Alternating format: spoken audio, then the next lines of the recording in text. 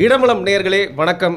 தொடர்ந்து பார்த்தீங்கன்னா மனித உடல்கள் கிடைத்தவாறே இருக்கிறது. இப்பேற்பட்ட சோகம் திருப்பியும் நிகழவே கூடாது அப்படிங்கிற அளவுக்கு பார்த்தீங்கன்னா எல்லாரோட மனசும் இருக்குன்னு சொல்லலாம். பார்க்கவே முடியல. சில நிகழ்வுகள்லாம் அடிக்கடி நடக்கும். அதை தொலைக்காட்சியில் பார்த்து பழகிருப்போம் நம்ம.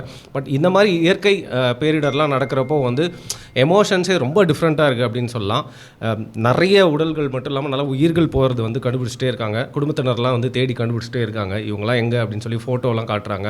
செத்துட்டாங்கன்னு நினைக்கிறவங்க திருப்பி உயிர் தெளிந்து, அதாவது உயிரோடு தான் இருக்காங்கன்னு தெரிகிறப்போ சந்தோஷமாக இருக்குது. நிறைய பேர் உயிர் வாழ்ந்துட்டு இருப்பாங்க. நம்பிக்கையோடு இருக்கும்போது அவங்க இறந்துட்டாங்கன்னு தெரிஞ்சால் ரொம்ப வருத்தமாக இருக்குது. எல்லாருக்கும் நம்மளோட ஆழ்ந்த இரங்கல்கள். வணக்கம் கிஷோர் கே சாமி அவர்களே. ஸோ நியூஸே ஃபுல்லாக பார்த்தீங்கன்னா இதை பற்றி மட்டும்தான் இருக்குது. ஏன்னா இது அவ்வளோ பெரிய ஒரு சோக நிகழ்வு. இருந்தாலும் நம்ம நேற்று இதை பற்றி பேசியிருந்தோம். இன்றைக்கி ஒரே ஒரு விஷயத்தை குறித்து, ஒரே ஒரு செய்தியை குறித்து உங்ககிட்ட பேசலான் இருக்கேன். பாராளுமன்றத்தில் பார்த்திங்கன்னா கனிமொழி அவர்கள் இன்றைக்கி நின்று தமிழில் கர்ஜித்து பேசியிருக்காங்க. ஆளுங்கட்சியை பல கேள்விகள் கேட்டிருக்காங்க. எல்லாருமே ஸ்டன்னாகி நின்றுட்டாங்கன்னு சொல்லலாம். அவங்களோட ஸ்பீச் ரொம்ப அற்புதமாக பிரமாதமாக இருந்துச்சு. அவங்கள மாதிரி தமிழ்நாட்டிலேருந்து ஒரு ரெப்ரசன்டேட்டிவ் போய் தமிழக உரிமைக்காக இப்படி கேள்வி கேட்கறதுக்காக தான் மக்கள் ஓட்டு போட்டு அனுப்பியிருக்காங்க அப்படின்னு பார்க்குறப்போ தூத்துக்குடி மக்கள் சரியான விஷயத்தை தான் செஞ்சுருக்காங்க அப்படின்னு எனக்கு தோணுது. இல்லை, கனிமொழி ஒரு நல்ல தலைவர்களுக்கான இருக்கக்கூடிய அடிப்படைகளை கொண்ட ஒரு நபராக தான் நான் பார்க்குறேன். ஓகே. பட் அதை சொல்கிறதுனாலேயே அவருடைய கருத்துக்களை எல்லாம் முழுமையாக நான் ஏற்கிறேன்னு கிடையாது. இன்னைக்கு பாராளுமன்றத்தில் கருத்தை நீங்கள் ஏற்றுக்கல சொல்லுங்கள். இன்னைக்கு பாராளுமன்றத்தில் அவர் பேசும்பொழுது அவர் இந்த எஜுகேஷனை பற்றி சொல்கிறார். அதாவது கல்வி என்பது மாநில அளவில் நாங்கள் முடிவெடுக்கக்கூடிய உரிமை இல்லையா அப்படின்ற மாதிரி கேட்டிருக்காங்க. இதை ஆரம்பத்திலிருந்து நான் கேட்குறது என்னென்னா, எப்போ கல்வி கன்கரண்ட் லிஸ்ட்டுக்கு போச்சு? ஸ்டேட் லிஸ்ட்டில் கன்கரண்ட் லிஸ்ட்டுக்கு எப்போ போச்சு? 1966 எமர்ஜென்சி காலத்தில் தான் போச்சு. அதற்கப்புறம் நீங்கள், ஏன்னா ஜனதா கவர்மெண்ட்டில் திமுக சட்டமன்றத்தை தனித்து போட்டியிட்டாலும் நாடாளுமன்ற தேர்தலுக்கு ஜனதா கட்சியுடன் அவர்கள் கூட்டணியில் தான் போட்டியிட்டார்கள். அப்போது கூட்டணியில் போட்டியிட்ட நீங்கள் சீட்டு ஜெயிக்கலை அப்படின்னாலும் கூட கூட்டணியில் போட்டிக்கிட்ட நீங்கள் வலியுறுத்தியிருக்கலாமே. சரி, அதை கூட விட்டுருங்க. அடுத்து விபி சிங் அரசாங்கத்தில் நீங்கள் அமைச்சராக உட்காந்தீங்கல்ல, முரசொலிமாறன் அமைச்சரானார்ல, அப்பொழுதாவது நாங்கள் கல்வியை நாங்கள் மாநில பட்டியலுக்கு மீண்டும் கொண்டு வர வேண்டும் அப்படின்னு நீங்கள் முயற்சி எடுத்துருக்கலாம்ல. சரி, அதை கூட விட்டுருங்க. அதுக்கு அடுத்து, அதாவது 96 ஆரம்பித்து 2014 வரைக்கும் எந்த ஆட்சி இருந்தாலும் அந்த ஆட்சியில் நீங்கள் பங்கு வைத்தீங்களா இல்லையா? 98 அந்த ஓராண்டு மட்டும் விட்டுருங்க. வாஜ்பாய் அரசாங்கம் இருந்த அந்த ஓராண்டு மட்டும் விட்டிங்கன்னா மற்ற எல்லா ஆட்சியிலும் நீங்கள் பங்கு வைத்தீர்கள். தேசிய முன்னணின்னு இருந்தது, அப்போ நேஷ்னல் ஃப்ரண்ட் கவர்மெண்ட் இருந்ததுன்னு நினைக்கிறேன். அந்த இதுலேயும் நீங்கள் பங்கு வைத்தீங்க. அதுக்கப்புறம் பார்த்திங்கன்னா என்டிஏ வாஜ்பாய் அரசாங்கத்துலேயும் நீங்கள் பங்கு வைத்தீர்கள். அதுக்கப்புறம் தொடர்ந்து வந்த மன்மோகன் சிங் அரசாங்கம் யூபிஏ கவர்மெண்ட்லேயும் பங்கு வைத்தீங்க. இதிலெல்லாம் நீங்கள் முக்கியமாக பார்த்தீங்கன்னா, கூர்ந்து கவனிச்சிங்கன்னா, இது எல்லாவற்றிலும் தேவேகவுடா அரசாங்கமாக இருக்கட்டும், ஐக்கிய குஜரால் அரசாங்கமாக இருக்கட்டும், வாஜ்பாய் அரசாங்கமாக இருக்கட்டும், மன்மோகன் சிங் அரசாங்கமாக இருக்கட்டும், இந்த 4 பிரதமர்கள் தலைமையிலான அரசாங்கத்திலும் திமுக முக்கிய பங்காற்றியது. இந்த அரசாங்கமே திமுகவால் இயங்கும் அப்படின்ற அளவில் இருந்தது என்கிற பொழுது உங்களால் ஏன் அதை மாற்ற முடியல? இல்லை அதற்கு அது முயற்சியாவது நீங்கள் எடுத்தீர்களா? இன்றைக்கு பாராளுமன்றத்தில் வக்கணையாக பேசும் நீங்கள் அன்றைக்கு ஏன் பேசவில்லை? புதிய கல்விக் கொள்கை திட்டத்தை ஏற்றுக்கிட்டா மட்டும்தான் நிதியை தருவோம், ரிலீஸ் பண்ணுவோம் அப்படின்னு சொல்லி மிரட்டுறது தமிழ்நாட்டோட உரிமையை பறிக்கிற மாதிரி இல்லைங்க. புதிய கல்விக் கொள்கை அப்படின்ற திட்டத்தை வகுப்பதற்கான அதிகாரம் யாரிடம் இருக்கிறது? மத்திய அரசாங்கத்திடம் தானே இருக்குது. இது மாநில பட்டியலேருந்து கன்கரண்ட் லிஸ்ட்டுக்கு எப்போ போச்சு? 76 போச்சு இல்லை? அப்போ 76 போன பொழுது ஒரு சில விஷயங்களை மாற்றி, அதாவது 42nd அமெண்ட்மெண்ட் அப்படின்றத மாற்றி 44th அமெண்ட்மெண்ட்னு உங்களால் கொண்டு வர முடிகிறது என்கிற பொழுது 39வது அமெண்ட்மெண்ட்லேருந்து ஆரம்பித்து எதையெல்லாம் மாற்ற வேண்டும் அப்படின்னு முடிவு பண்ணி நீங்கள் கொண்டு வரும் பொழுது ஏன் உங்களால் கல்வியை மாநில பட்டியலுக்கு கொண்டு வரக்கூடிய அந்த திருத்தத்தை ஏன் கொண்டு வர முடியல? ஏன் உங்களால் முன்மொழிய கூட முடியல? நீங்கள் ஆட்சிக்கு வரும்பொழுது தான் உங்களுக்கு நினைவுக்கு வருதா? மாநிலத்தில் நீங்கள் ஆட்சிக்கு வரும்பொழுது தான் கல்வி மாநில பட்டியலில் இருக்கணும் அப்படின்ற நினைவுக்கு வருமா? இல்லைனா வராதா? அதே மாதிரி அடுத்த விஷயம் நான் சொல்கிறேன், திரும்ப சொல்கிறேன். நான் இதை சொல்வதனால் அதிமுகவுடைய நிலைப்பாட்டிலிருந்து கூட நான் வேறுபட்டு சொல்கிறேன் இந்த ஒரு விஷயத்தை மட்டும். என்னென்னா, அந்த மும்மொழி கொள்கை, இந்த மும்மொழி கொள்கை என்பது இந்தி சார்ந்தது கிடையாது. இந்த மும்மொழி கொள்கை என்பது இங்கே தமிழ் அல்லாத தாய்மொழியை, பிற மொழியை தாய்மொழியாக கொண்டவர்கள் இவர்கள் தமிழ் ஆங்கிலம் இது ரெண்டுத்தையும் மட்டுமே எடுத்துக்கொள்ள வேண்டிய நிலைக்கு தள்ளப்படுகிறார்கள். இப்போ நீங்கள் அரசாங்க வேலையே எடுத்துக்கோங்க, தமிழ் படித்தால் மட்டும்தான் கட்டாயமாக தமிழ் படித்திருக்க வேண்டும் அப்படின்னு கொண்டு வராங்க. இப்போது அதில் ஏதாவது பிரச்சனையா உங்களுக்கு? இல்லை, நீங்கள் இருமொழி கொள்கையாக வச்சிருக்கிறதுனால எனக்கு பிரச்சனை. நீங்கள் மும்மொழி கொள்கையாக வச்சுருந்தா எனக்கு பிரச்சனையே இல்லையே. ஏன் ஆங்கிலத்தை படிக்க சொல்லுங்கள், ஆங்கிலத்தில் வந்து கம்யூனிகேட். அதுதான் நான் சொல்கிறேன். நீங்கள் யாருங்க அவங்களோட தாய்மொழியில் அவங்க கம்யூனிகேட் பண்ணக்கூடாதுன்னு சொல்கிறதுக்கு? தமிழ்நாட்டில் தானங்க வந்து தமிழ்நாட்டில் இருந்த தமிழ் அரசாங்கம் எப்படிங்க? தமிழ்நாட்டில் தமிழை கட்டாயமாக்குங்கள், ஆங்கிலத்தையும் நீங்கள் வச்சுருக்கீங்க, அவர்களுடைய தாய்மொழியும் நீங்கள் வந்து படிப்பதற்கான வாய்ப்பை ஏற்படுத்தி கொடுக்கணும்ல. நீங்கள் என்ன சொல்லுவீங்க? இல்லை, மும்மொழி கொள்கை என்பது நீங்கள் தெலுங்கு படிக்கிறதுல எங்களுக்கு ஒன்றும் பிரச்சனை இல்லை, நீங்கள் மலையாளம் படிக்கிறதுல பிரச்சனை இல்லை, நீங்கள் கன்னடம் படிக்கிறதுல பிரச்சனை இல்லை அப்படின்னு சொல்கிறீங்க. ஆனால் அரசு வேலையில் நீங்கள் கொடுக்குறீங்களா? கடைசியில் உங்களுக்கு தமிழ் வந்து யாரும் தேர்ந்தெடுக்காம ஹிந்தி இங்கிலீஷ் படிச்சுட்டு போகணும் இல்லையா? கடைசியில் அப்படி தான் போய் இது முடியும். நான் அதனால தான் மும்மொழி கொள்கையை வைங்கன்றேன். மும்மொழி கொள்கை வச்சா தமிழ் கட்டாயம் ஆயிடுதுல்ல. நீங்கள் ஆங்கிலமாக அவங்களுடைய தாய்மொழியும் அவங்க படிக்கிறாங்க, உங்களுக்கு என்ன பிரச்சனை? எனக்கு என்ன பிரச்சனை? அதைத்தான் நான் சொல்றேன். இங்க பிரச்சனை இருக்கிறதுனால தானே நீங்க தமிழ் கண்டிப்பா எல்லாருக்கும் தெரியுதுன்னு சொல்றதுல உங்களுக்கு பிரச்சனை இருக்குல்ல? புரியல. தமிழ் கண்டிப்பா எல்லாருக்கும் தெரியணும், அரசு வேலையில நீங்க தமிழ் கண்டிப்பா தெரியணும்ன்றது பிரச்சனை இல்லை. இருமொழி கொள்கை இருக்கும்போது தமிழ் கண்டிப்பா தெரியணும்னு நீங்க சொன்னீங்கன்னாக்க அவர்களுடைய மொழியை தேர்வு செய்ய முடியாத ஒரு நிர்பந்தம் அவர்களுக்கு ஏற்படுகிறது. புரிஞ்சுக்கோங்க. நீங்கள் மும்மொழி கொள்கையை வைத்துக்கொண்டு தமிழ் கட்டாயமாக படிக்கணும்னு நீங்கள் வச்சுருந்தீங்கன்னா அது யாருமே கேள்வி கேட்க முடியாது. தமிழ்நாட்டில் தமிழ் படிக்காமல் வேற எங்கே போய் தமிழ் படிப்பீங்க? நிறைய பேர் ஆல்ரெடி படிக்கிறது இல்லைங்க. அதைத்தான் நான் சொல்கிறேன். அப்போ அதுக்கான விழிப்புணர்வை ஏற்படுத்துங்க. அவர்களுடைய தாய்மொழியை அவர்கள் வந்து படிக்க முடியாதபடிக்கு நீங்கள் டிஸ்கரேஜ் பண்ணுற மாதிரியான ஒரு சூழலை இங்கே ஏற்படுத்தாதீர்கள். இதைத்தான் நான் திரும்ப திரும்ப சொல்லிக்கிட்டு இருக்கேன். யாரும் தமிழ் படிக்காதீங்கன்னு சொல்ல போகிறதில்ல. தமிழுக்கு பதில் ஹிந்தி அப்படின்னு இங்கே யாரும் பேச போகிறதில்ல. தமிழுக்கு பதில் சமஸ்கிருதம்னு இங்கே யாரும் பேச போகிறதில்ல. அப்படியே மடைமாற்றம் பண்ணி அப்படி அங்கே கொண்டு போகிறாங்க. இது கிடையாது. இங்கே ஒரு சப்ஸ்டான்ஷியல் பர்சன்டேஜ் மக்கள் இருக்காங்க. இது பிற மாநிலங்கள் போல் இந்த மாநிலம் கிடையாது. பிற மாநிலங்களில் கூட மும்மொழி கொள்கை இருக்குது. கேரளாவில் ஹிந்தி என்பது அவசியம், தெரியுமா? அப்போது நம்முடைய கேள்வி இங்கே என்ன அப்படின்னா, அந்த மாநிலங்களில் பண்ணுற மாதிரி கூட நம்ம இங்கே ஃபாலோ பண்ண வேண்டாம்.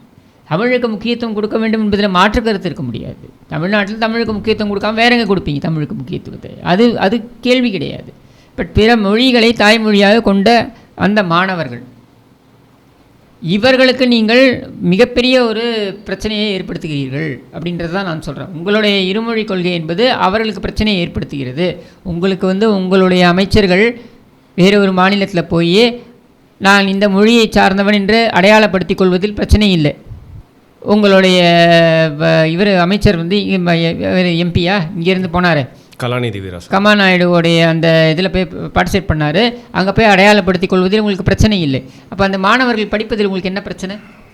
ஓட்டு மட்டும் அவங்களுக்கு வேணும், அதற்காக அங்கே போய் நீங்கள் கலந்துப்பீங்க, அடையாளப்படுத்திப்பீங்க. பாராட்டுகிறேன், உள்ளபடியே பாராட்டுகிறேன். நீங்கள் தனித்துவத்துடன் அந்த மாதிரி உங்களுடைய மொழி சார்ந்த உங்களுடைய கலாச்சாரம் சார்ந்த உங்களுடைய பின்னணியை நீங்கள் அடையாளப்படுத்தி கொள்கிறீர்கள் அப்படின்றத நானும் பாராட்டுறேன், வரவேற்கிறேன். ஆனால் நான் கேட்குறது என்னென்னா, இப்போ அங்கே மட்டும் அதை பண்ணுறீங்களே, அது எதுக்காக பண்ணுறீங்க? வாக்குகளுக்காக பண்ணுறீங்க, வேறு எதுக்காக பண்ணுறீங்க? நீங்கள் பரவலாக தமிழ்நாட்டில் நான் இப்பவும் சொல்கிறேன், நீங்கள் 1000 சென்சஸை கொண்டு வந்து என்கிட்ட நீங்கள் காமிச்சாலும் நான் சொல்கிறேன், உண்மையான census, true census is taken, தமிழ்நாட்டில் 20% மேலே தெலுங்கு பேசக்கூடியவர்கள் இருப்பாங்க. இப்போ நம்முடைய கேள்வி கணக்கு எடுக்காததுனால ஆளுக்கு வாய்க்கு வந்ததெல்லாம் சொல்லிக்கிட்டு இருக்காங்க அப்படிங்கிற நிலைமை. நீங்கள் கணக்கு எடுக்கலைனாலும் யூ கேன் கோ, நீங்களே போய் இண்டிபெண்ட்டாக போய் எடுங்க, உங்களுக்கு தெரிய வரும். I am telling you on facts that இங்கே நீங்கள் இதில் சென்னையிலேருந்து ஆரம்பித்து திருநெல்வேலி வரைக்கும் அந்த பக்கம் பார்த்தீங்கன்னாக்கா மேற்கில் பார்த்தீங்கன்னா பொள்ளாச்சி, கோயம்புத்தூர், திருப்பூர் இங்கெல்லாம் எடுத்துக்கோங்க, சப்ஸ்டான்ஷியல் பர்சன்டேஜ் இருக்காங்க. That will keep separate debate, செப்பரேட்டாக நம்ம டிபேட் பண்ணுவோம். அதை நான் வந்து இப்போ நான் இங்கே கொண்டு வந்து குழப்ப நான் விரும்பலை. நம்முடைய கேள்வி இங்கே என்னென்னா, நீங்கள் கன்சிடர் பண்ணணும் மும்மொழி கொள்கை என்பதனை இந்தியோடைய திணிப்பு என்கிற கோணத்தில் பார்க்காமல் இங்கே தமிழ்நாட்டில் இருக்கக்கூடிய மாற்று மொழிகளை தாய்மொழியாக கொண்டவர்கள் அல்லது மாற்று மொழியை பூர்வீகமாக கொண்டவர்கள், இவர்களுக்கு அந்த வாய்ப்பு அப்படின்றதுல டிஸ்கரேஜ் ஆகிறாங்க. நீங்கள் ஸ்கூல்ஸ் இருக்குது, இங்கே உருதுக்கு ஸ்கூல்ஸ் இருக்குது, தெலுங்கு ஸ்கூல்ஸ் இருக்குது, இதெல்லாம் ஸ்கூல்ஸ் இருக்குது, but they are being discouraged. ஏன் டிஸ்கரேஜ் ஆகிறாங்கன்னா இந்த கொள்கையினால தான். நீங்கள் ஹிந்தி திணிப்பு கூடாது என்பதனை உள்ளபடியே ஏற்கின்றனா தமிழையும் திணிக்காதீங்க. இந்த மாதிரி ஆப்ஷனை கொடுங்க, தமிழை கட்டாயமாக்குங்கள்.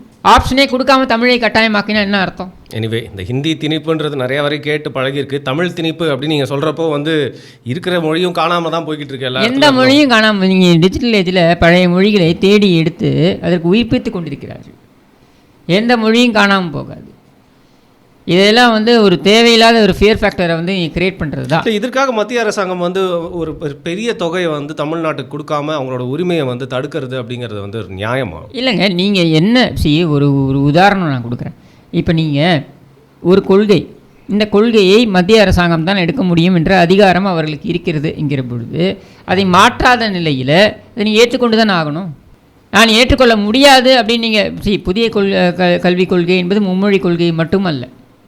புதிய கல்விக் கொள்கை என்பது பல விஷயங்களை கொண்டிருக்கிறது. சரியா?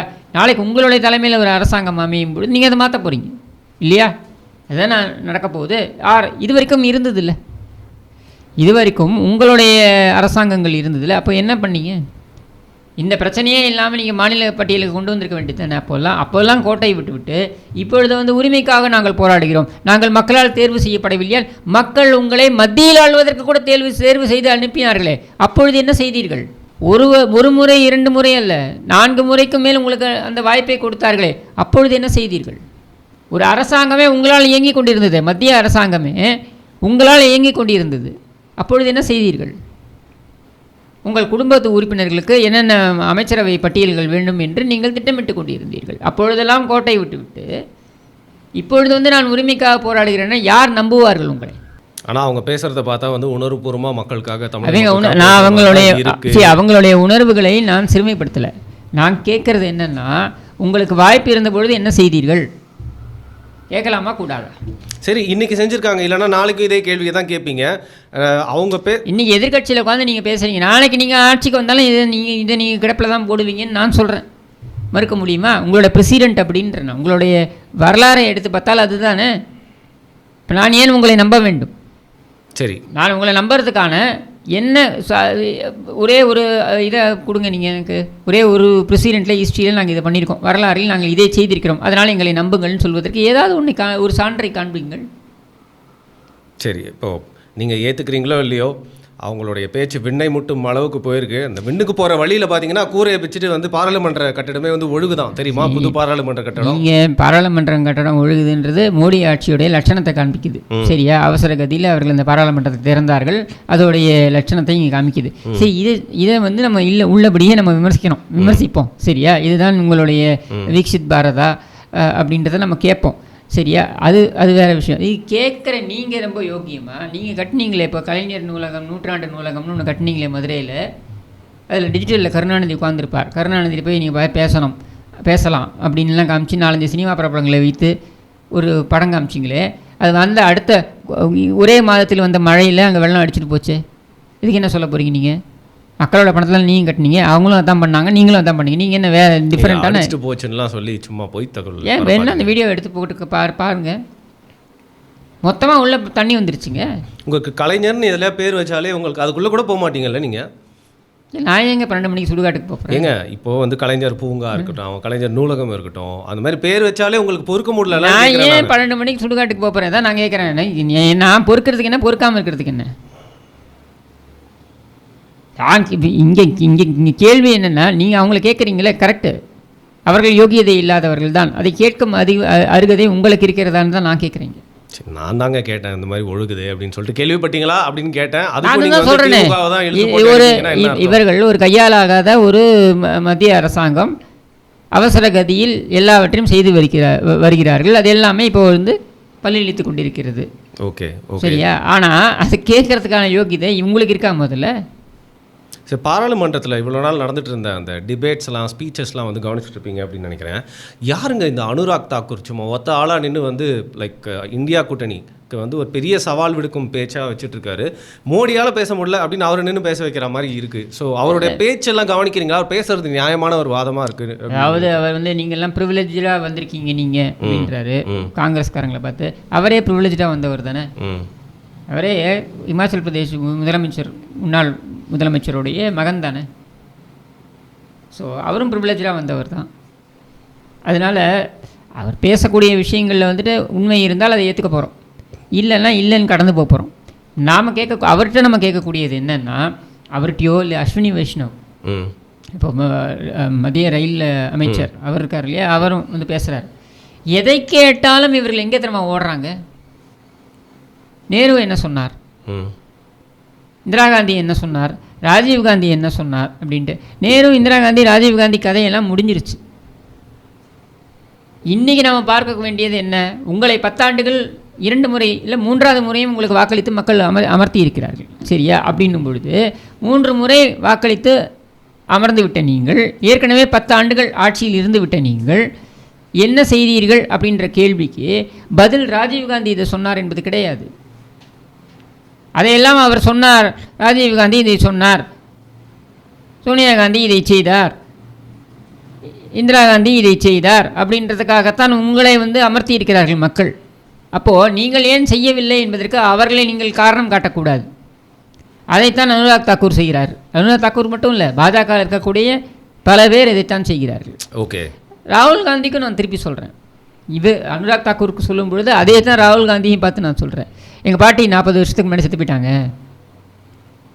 எங்கள் அப்பா 35 வருஷம் முன்னாடி இறந்து போயிட்டார், அதனால நான் வந்து நாட்டை ஆளணும்னு கேட்குற மாதிரி அவருடைய பேச்சுக்கள் இருக்குது அப்படின்னா, இல்லை அவரை சுற்றி இருப்பவர்களுடைய பேச்சுக்கள் இருக்கும் அப்படின்னா, இது மாதிரியான ஒரு லாஜிக்கை உலகத்தில் வேறு எங்கேயாவது பார்த்துருக்கீங்களா? பட் as an individual அவரோட யாரோடைய உயிர் தியாகத்தையும் மட்டுப்படுத்தவோ மீனிங் எனக்கு புரியுது நீங்கள் என்ன சொல்கிறீங்கன்னு. ஆனால் அவரோட இண்டிவிஜுவல் ஸ்பீச் நீங்கள் இந்த எலெக்ஷனுக்கு முன்னாடி ஒரு டேர்ம் யூஸ் பண்ணிட்டே இருந்தீங்க, லெஃப்டிஸ்ட் மாதிரி செயல்படுறாரு, மாதிரி தான் பேசுகிறாரு. இப்போ இன்னும் மாறலன்னு நினைக்கிறீங்க? இல்லையே, நீங்கள் அதே தானே பேசுகிறீங்க திரும்ப திரும்ப. உங்களை மக்கள் உங்களுடைய இடத்தில் நீங்கள் உள்ளபடியே உங்கள் தந்தையோ அல்லது உங்களுடைய பாட்டியையோ அல்லது நேருவையோ இவர்கள் எல்லாரையும் நீங்கள் வந்து ஒரு இன்ஸ்பிரேஷனாக எடுக்க போகிறீங்க அப்படின்னா எங்கே எடுக்கணும்னா அவர்களுடைய பாராளுமன்ற உரைகளை எடுத்து பாருங்கள். உதாரணத்துக்கு ராஜீவ்காந்தியோட பாராளுமன்ற உரை 3 மணி நேரம் பேசியிருக்காரு நோ கான்ஃபிடன்ஸ் மோஷனில். விபி சிங்க்கு எதிரான நோ கான்ஃபிடன்ஸ் மோஷன் சம்வேர் எனக்கு தெரிந்து செப்டம்பர் அந்த மாதிரி நினைக்கிறேன், 1990 நினைக்கிறேன். அந்த நோ கான்ஃபிடன்ஸ் மோஷனில் அவர் பேசுகிறார். அவ்வளோ அருமையான ஒரு ஸ்பீச், 3 மணி நேரம். பார்வையாளர் மாடத்தில் வந்து, அப்போ எனக்கு நல்ல நினைவு இருக்குது, பார்வையாளர் மாடத்தில் வந்து பிரியங்கா காந்தி உட்காந்துருக்காங்க. இவர் ராஜீவ்காந்தி பக்கத்தில் மணிசங்கர் ஐயர். இப்போ தூர்தர்ஷன் தான் அப்போது, கேபிள் இதெல்லாம் கிடையாது. விபி சிங்கோட கவர்மெண்ட் மேலே ஆன அந்த no confidence motion, brilliant speech. இத்தனைக்கும் ஒரு விஷயம் தெரியுமா, இந்த ராகுல் காந்தி பேசுகிறாரு இடஒதுக்கீடு இதை பற்றிலாம் பேசுகிறாரு இல்லையா, இந்த இடஒதுக்கீட்டை அமல்படுத்த வேண்டும் அப்படின்ற பிரச்சனை தான் பெருசாக அங்கே போயிட்டு இருந்தது. அப்போது விபி சிங் அரசாங்கம் இந்த நோ கான்ஃபிடன்ஸ் மோஷன் வருவதற்கு முக்கிய காரணங்களில் அது ஒன்று மண்டல் கமிஷன். அப்போ அந்த மண்டல் கமிஷனுடைய பரிந்துரைகளை அமல்படுத்தக்கூடாது என்று பேசியவர் ராஜீவ்காந்தி, சரியா? ஸோ அனுராக் தாக்கூர் பேசுகிறதுல ஓரளவுக்கு உண்மை இருக்குது. ஆனால் நம்முடைய கேள்வி அனுராக் தாக்கூரை பார்த்து என்ன இருக்கும்னா, 10 ஆண்டுகள் நீங்கள் தான் ஆட்சியில் இருக்கீங்க, அடுத்த 5 ஆண்டுகளுக்கும் ஆட்சியில் நீங்கள் இருக்க வேண்டும் என்பதற்காக மக்கள் வாக்களித்திருக்கிறார்கள். அப்படின்னும் பொழுது நீங்கள் என்ன கேட்டீங்கன்னு பேசுங்க. அதை விட்டு சும்மா நேருவையும் இந்திரா காந்தியும் ராஜீவ்காந்தியும் பேசிக்கிறதுல பிரயோஜனம் கிடையாது இப்படின்றத நம்ம அங்கே சொல்கிறோம். அதே மாதிரி ராகுல் காந்திக்கு இங்கே என்ன சொல்கிறோம் அப்படின்னா, இவங்களை வந்து மக்கள் வாக்களித்து அனுப்பியது சட்டமன்றத்திற்கு, அது நாடாளுமன்றத்திற்கு அனுப்பியது பரமசிவன் ஃபோட்டோ காமிக்கிறதுக்கு அல்ல, உபயோகமாக ஏதாவது பேசுகிறதுக்கு. அப்படி நீங்கள் பேசியிருக்கீங்களா? பேசுகிறது இல்லைன்றது தான் என்னுடைய குற்றச்சாட்டு. பரமசிவன் கழுத்தில் பாம்பு இருக்கா இல்லையான்றது ஒரு பெரிய ஒரு விஷயமா, சூலம் எங்கே இருக்குது, பின்னாடி இருக்கா முன்னாடி இருக்கான்றதுலாம் ஒரு பெரிய ஒரு ஒரு கேள்வி விவாதமா? இது அவங்கள அமிச்சாங்க பாராளுமன்றத்துக்கு, அது எங்களுக்கு தெரியாதா? அப்போது இங்கே என்னென்னா, நம்மளுடைய அரசியல் என்பது கடந்த காலத்தில் நம்முடைய முன்னோர்கள் அப்படின்னு சொல்லக்கூடியவர்கள், அவர்கள் அந்த நாடாளுமன்றத்தில் என்ன மாதிரியான ஒரு மாசிவ் ஸ்பீச்சஸ் கொடுத்துருக்காங்க பாருங்கள். பெரிய பெரிய நபர்கள், நேரு எடுத்துக்கோங்க, இந்திரா காந்தி எடுத்துக்கோங்க, இதில் பேர் வாஜ்பாய் எடுத்துக்கோங்க, நம்ம அண்ணாதுரை எடுத்துக்கோங்க, அதுக்கப்புறம் அம்பேத்கர் எடுத்துக்கோங்க, ராஜாஜி எடுத்துக்கோங்க, கிரேட் ஆரேட்டர்ஸ் இருந்திருக்காங்க. இவர்கள் எல்லோரும் பேசியிருக்கிறார்கள். இதெல்லாம் நான் சாதாரணமாக சொல்கிறேன். இன்னும் நிறைய பேருடைய பெயர்கள் வந்து அனந்தசேனம் ஐயங்கார், இந்த மாதிரி நிறைய பேரோட பெயர்கள் சொல்லலாம். ஆல் டாயன்ஸ் இவங்கெல்லாம் பேசியிருக்காங்க இந்த பர்டிகுலர் பாராளுமன்றத்தில். அப்படிப்பட்ட ஒரு பாராளுமன்றத்தில் பரமசிவன் ஃபோட்டோ இல்லை, அந்த பக்கம் அவங்க பார்த்தீங்கன்னா மோடி பஜனை. இன்னும் இப்போ கடைசியாக ஒரே ஒரு விஷயம் மட்டும் கேட்குறேன். இந்த கங்கனா ரணாவத் வந்து ஒரு குற்றச்சாட்டு வச்சுருக்காங்க பார்த்தீங்களா? அது வந்து லைக் ரொம்ப டேரிங்கான குற்றச்சாட்டாக இருக்குது. ராகுல் காந்தி வந்து இன்ஃப்ளூயன்ஸில் தான் வராரு பார்லிமெண்ட்டில், அதாவது சப்ஸ்டன்ஸ்லாம் வந்து யூஸ் பண்ணிட்டு வராரு, அவரை செக் பண்ணணும் அப்படின்னு கங்கனா சொல்கிறாங்க. ரனாவட்டுக்கு என்னங்க அறிவு இருக்கும்? அது ரொம்ப சீப்பான ரிமார்க்காகவும். நான் என்ன கேட்குறேன், இவங்களுக்கு என்ன அறிவு இருக்கும்? நல்லா ராகுல் நடிப்பாங்கங்க. காந்தி நல்லா நடிப்பாங்க.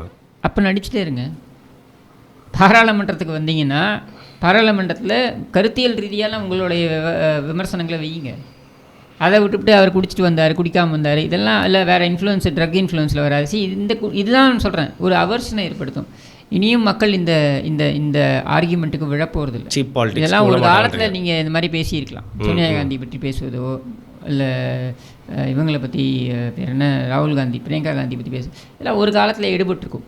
இன்றைக்கு அதெல்லாம் இல்லை. உனக்கு ஓட்டு போட்டமே நீ என்ன செய்கிற, நீ என்ன செய்ய போகிறன்றதான் மக்கள் எதிர்பார்த்து கொண்டிருக்கிறார். புரியுது. அதனால் அதை பேசுங்க. நம்ம எப்படி காங்கிரஸ் ராகுல் காந்தியை பார்த்து நம்ம விமர்சனங்களை வைக்கிறோமோ அதே மாதிரி தான் இவங்களுக்கும் நம்ம வைக்கிறோம். Do justice for the role you have been sent for. உங்களை சட்டமன்றத்திற்கோ நாடாளுமன்றத்திற்கோ அனுப்புவது எதற்காக என்பதனை புரிந்து கொள்ளுங்கள். மக்களுடைய அடிப்படை பிரச்சனைகளை எடுத்து பேசுவதற்கு தான். நைஸ். இப்போ பாராளுமன்றம் காங்கிரஸ் பிஜேபின்னு பேசினா வந்து அந்த தனுசு மாதிரி வந்து ரெண்டு சைடுக்கும் வந்து குறையாமல் அப்படியே சும்மா ஈக்குவலாக நிற்கும் கிஷோர் அவர்கள் பேசுகிறது அப்படிங்கிறது. ஏன்னா காங்கிரஸ் பாஜக ரெண்டு கூட்டணிலையும் இல்லை அவர் சார்ந்த கட்சி, அவர் சப்போர்ட் பண்ணுற கட்சி அப்படிங்கிறதால அப்படின்னு வச்சுக்கலாம். ஸோ அதனால் நியாயமாக பேசுனீங்க, கரெக்டாக இருந்துச்சு உங்கள் பதில்னு சொல்கிறேன். அப்ரிஷியேட் தான் பண்ணுறேன். Thank you so much for your time and words.